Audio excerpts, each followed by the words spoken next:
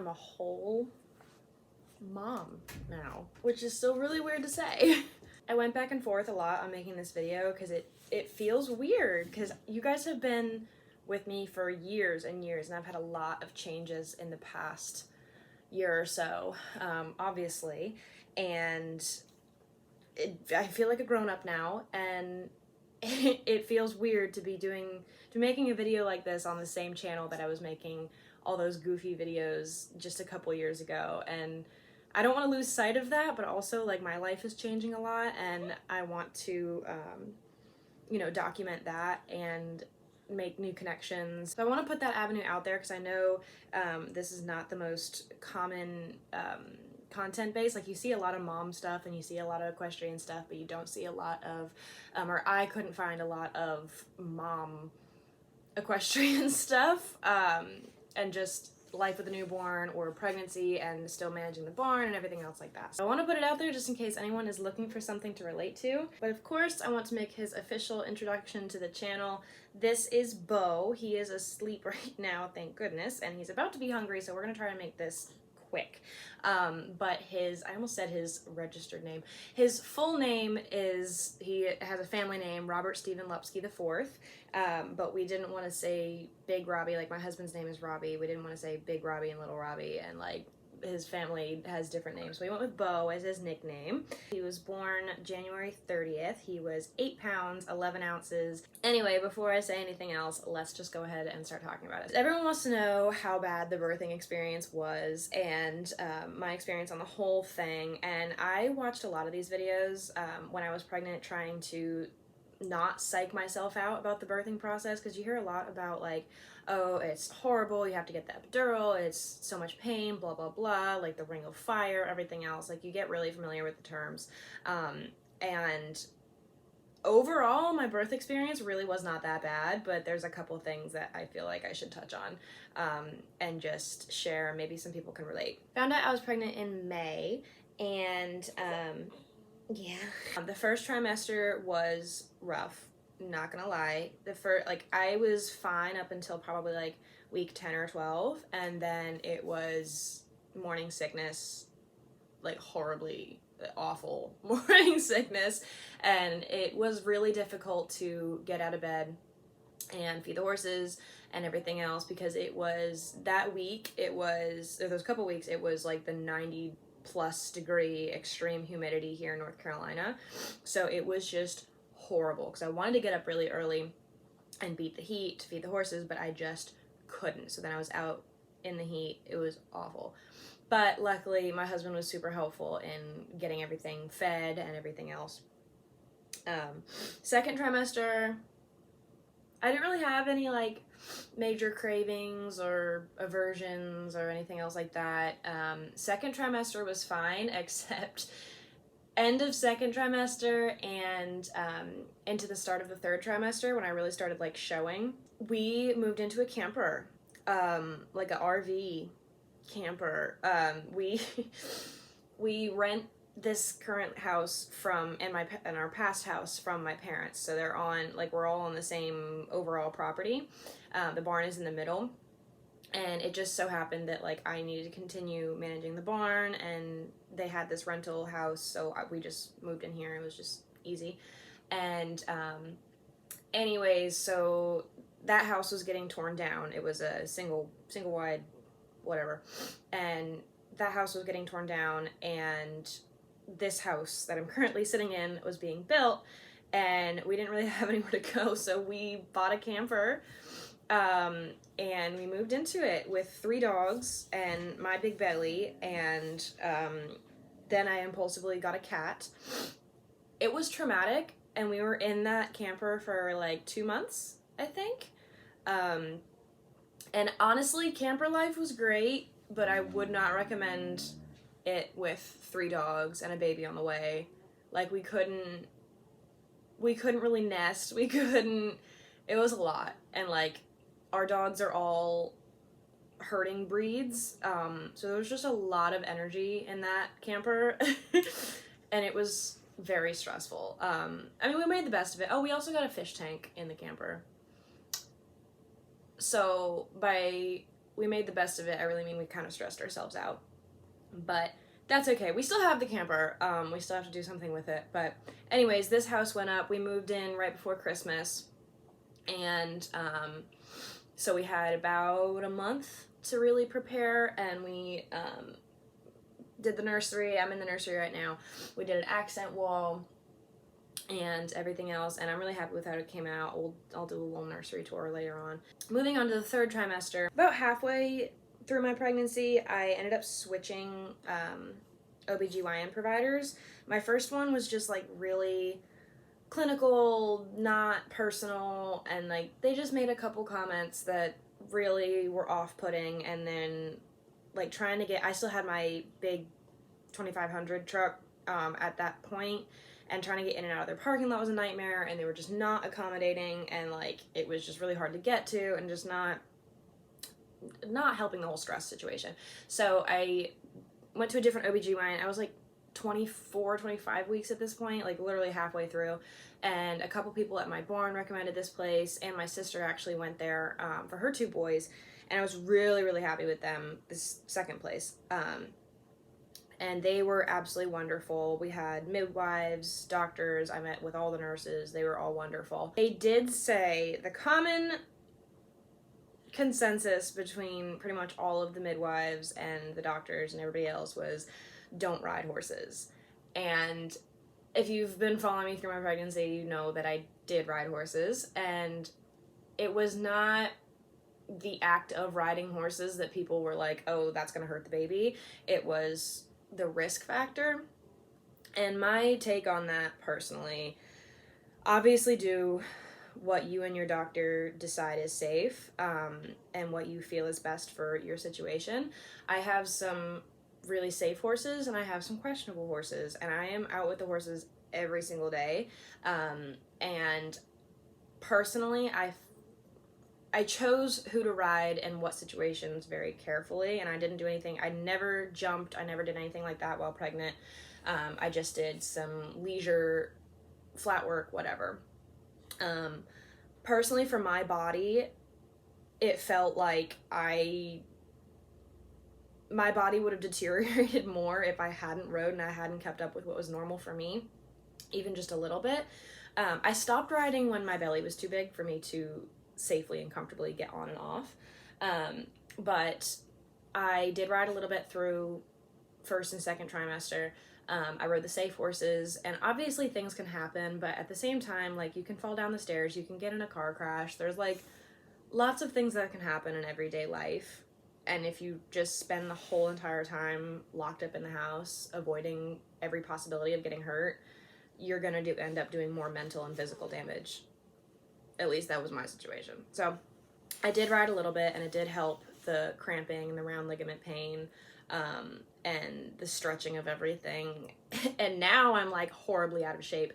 I did gain about 40 pounds, and that is something that I struggled with a lot. I'm already down. Like I said, I had him 2 weeks ago, and I've already lost 20 pounds, but that is something I struggled with a lot because obviously, like, my clothes didn't fit, and I just, along with just being naturally out of breath from being pregnant, I just mentally struggled a lot with the weight gain, and like I gained it all in my hips. So like I don't know if I'm gonna be able to put my breeches back on. But that just mentally, that probably did the most damage to me. And also being told I couldn't lift anything, couldn't be as active as I normally was. Like, I was still being active and still putting weight on, and it was really messing with my mind. So that was probably my biggest struggle throughout the whole thing. But otherwise, the rest of the pregnancy went really well. And then we got to about, it was like the beginning of week 38, or like halfway through week 37. And I started getting contractions. And what they don't tell you, or what I wasn't told, is you can be getting contractions for like a long time and it not be like labor, like you're about to have the baby contractions.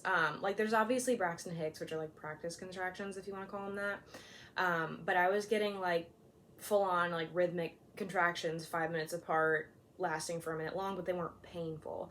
So I called the doctor at one point, and she was like, yeah, no, like, you're not in active labor, stay home. And I'm glad I did, obviously. But they went on for a week at least. And it was getting to the point where, like, I was just mentally done. And, like, obviously very happy and, like, blessed to have been pregnant and, like, very happy with this little guy. But, like, I got to the point where I was just done. Like, I was begging any possibility for him to come out early, because I was like I cannot do this for another 2 weeks. I was just exhausted constantly, so uncomfortable, couldn't sleep, my belly hurt all the time, everything was just, oh my gosh, so uncomfortable.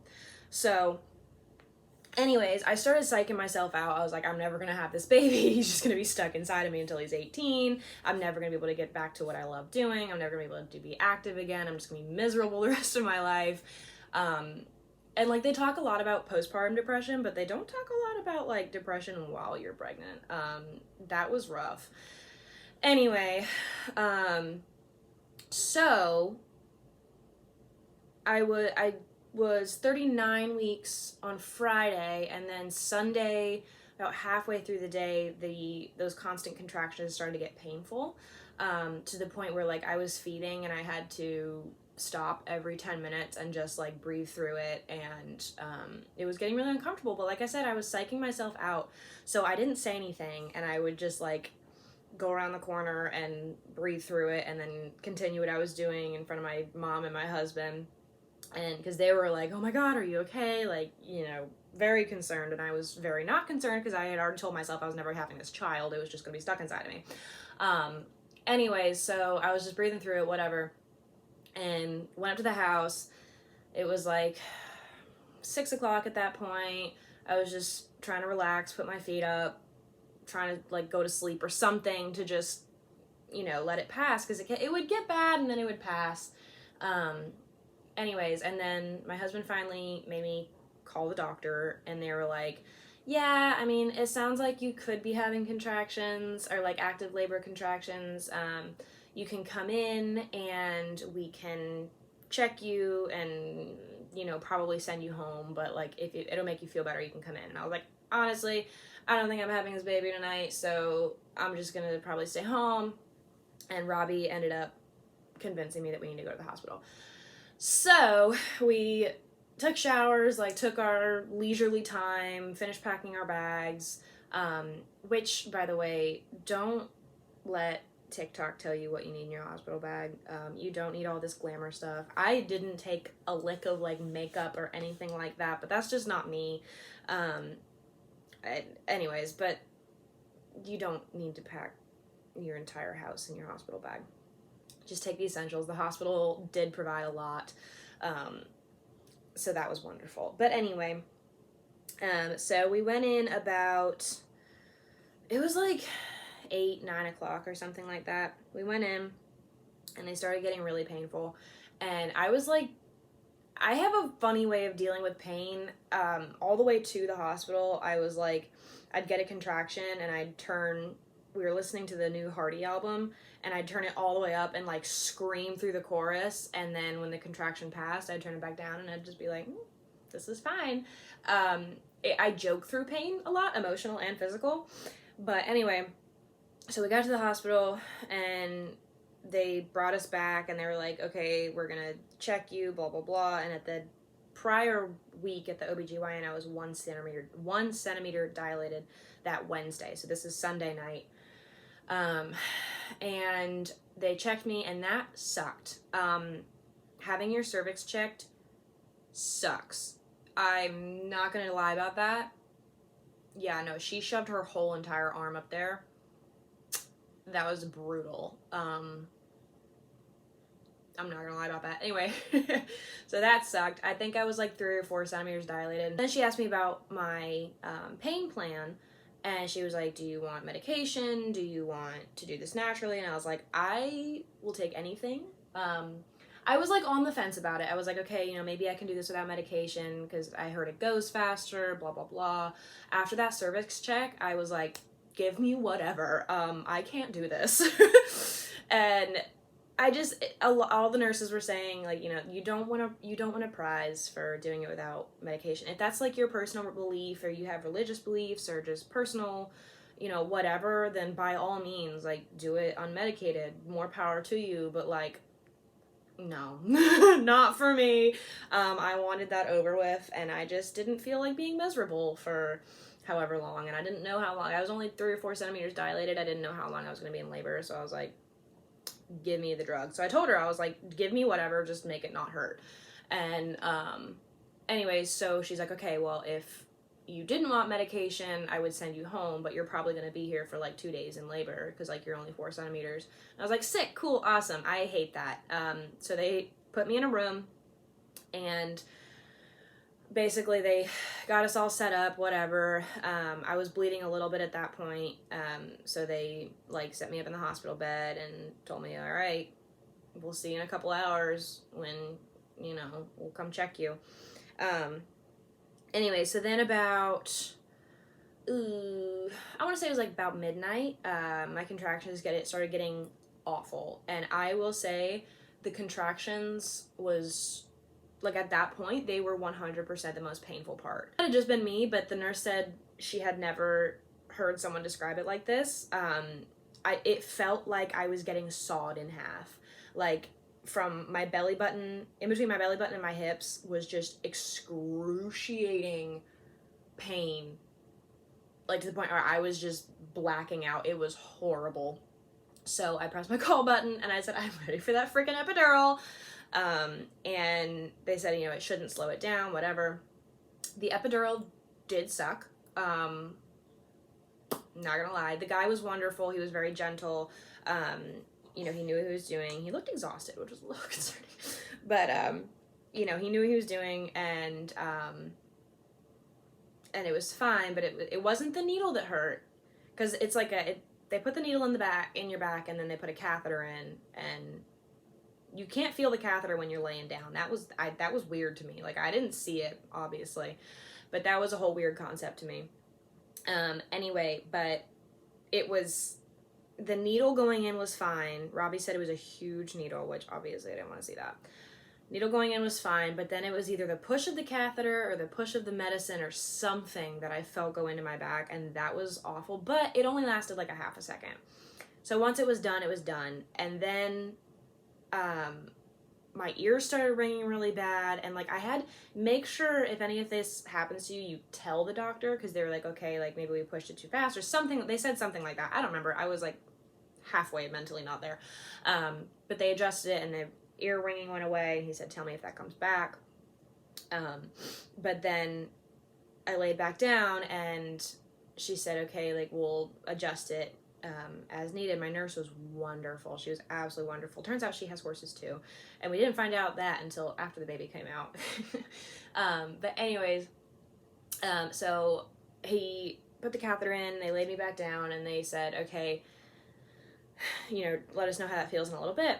And it worked on my right side, and the right side of my body started going numb. It took about 25-30 minutes to like actually make the pain go away, but the left side was still like the exact same pain level. So I called them back in, and I was like, this is awful. And I told them I had a crush injury to my left hip, you know, years ago, and I've had problems with it since.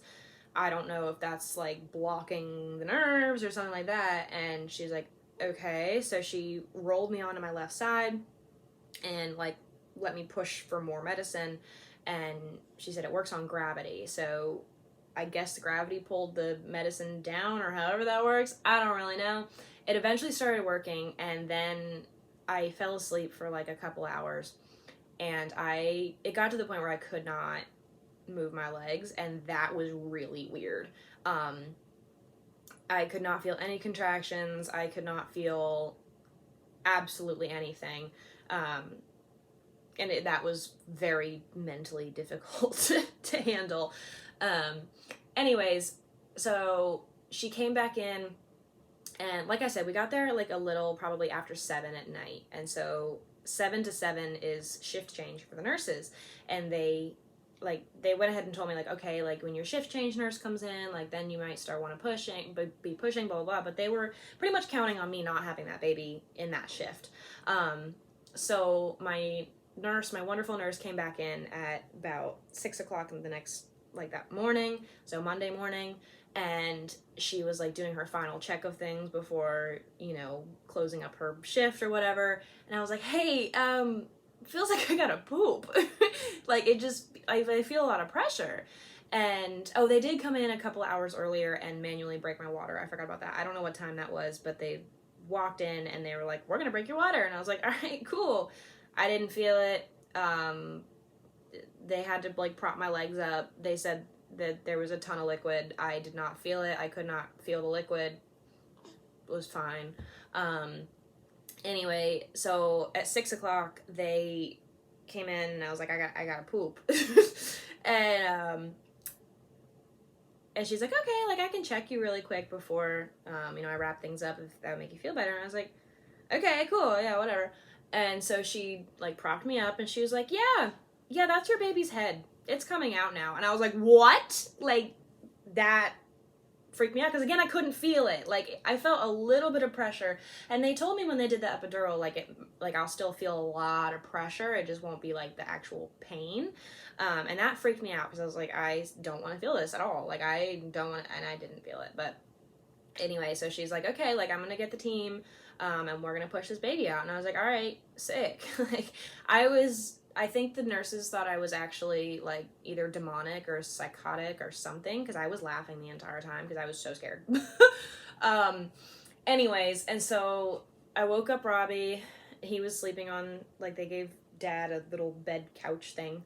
I woke him up and I was like, hey, baby's coming. And he was, like, so out of it. He was like, what are you talking about? Because I was fine. I was just talking. I was joking.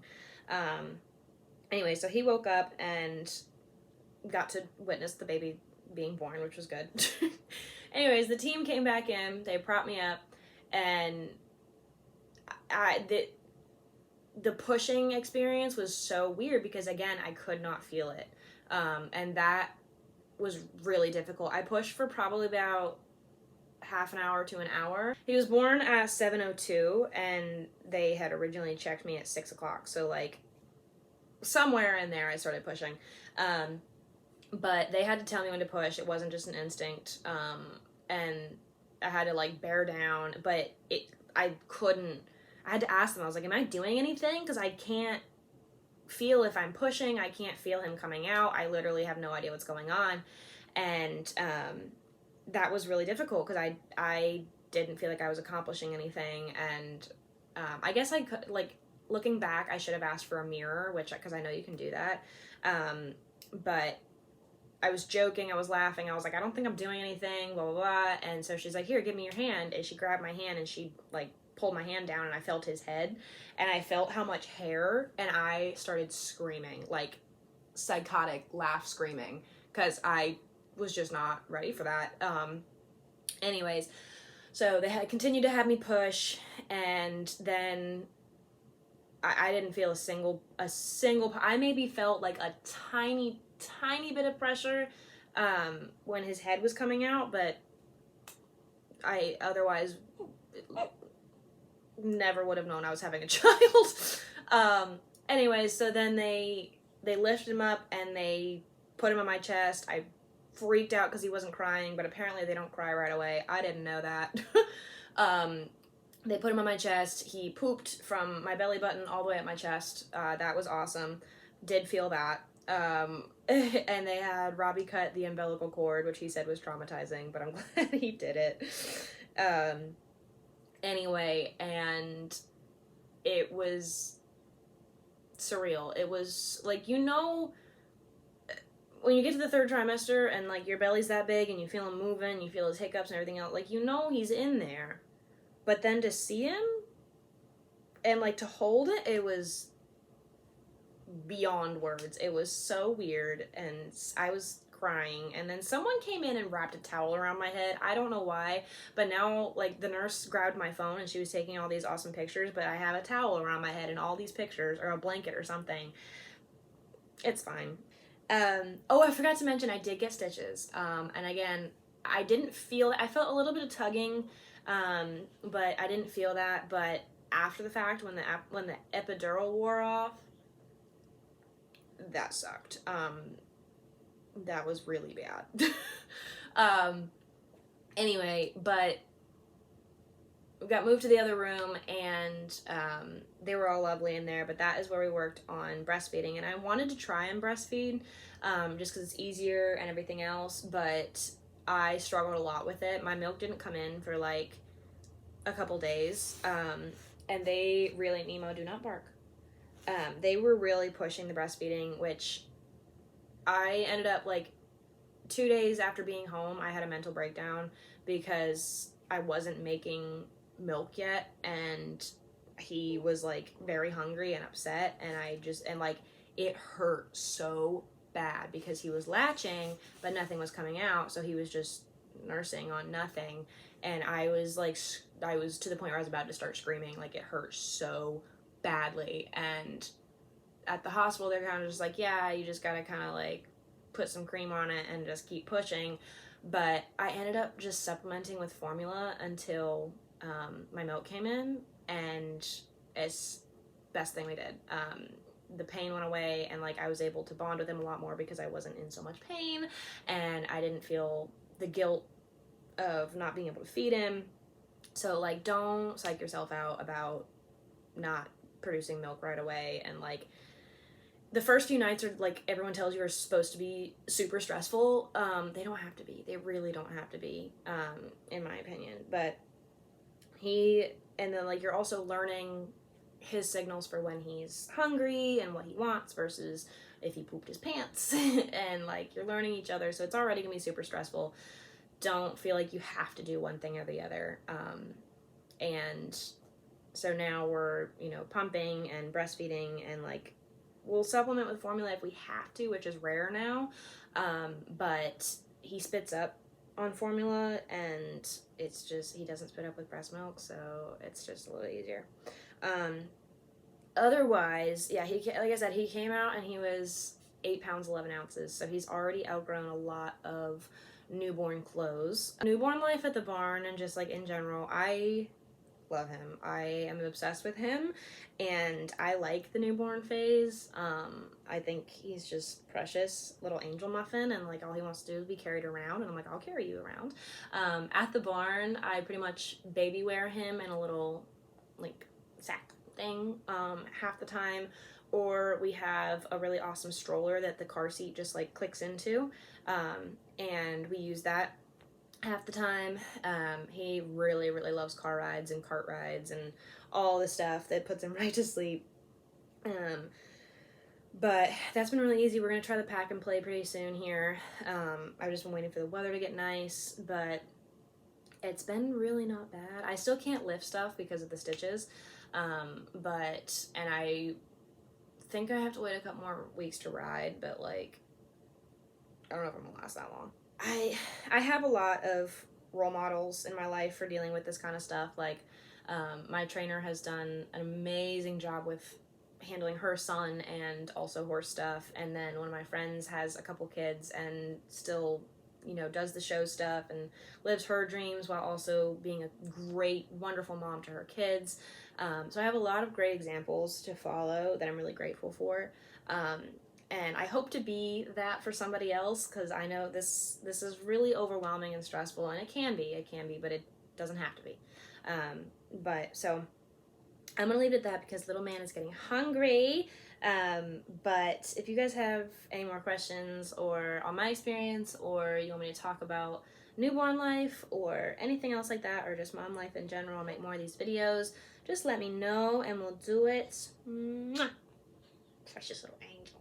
You want to chew on these little fingers. But this little man and I are off to take some horses to the vet after he eats, of course. And we will see you